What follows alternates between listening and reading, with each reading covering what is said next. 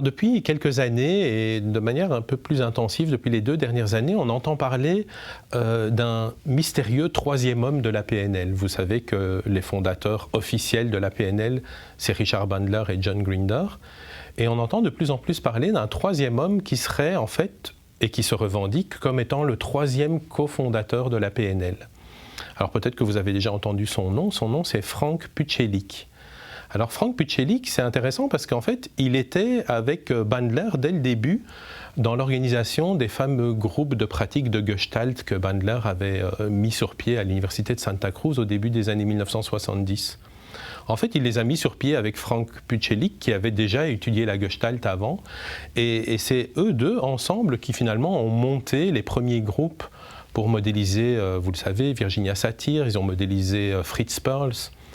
Et à eux deux, ils ont fait appel à John Grinder plus tard pour comprendre ce qui se passait au niveau linguistique. Et en fait, le métamodèle, qui est un peu à l'origine de la PNL, a été créé par ces trois personnages-là. Alors pourquoi est-ce qu'on n'entend pas parler de Frank Pucelik plus que ça aujourd'hui ? Il y a des mystérieuses histoires là. Au début des années 70, moi je peux juste vous donner quelques indications. Sachez que Frank Pucelik a été le conjoint de Judith Delosier, et ensuite le petit ami de Leslie Cameron.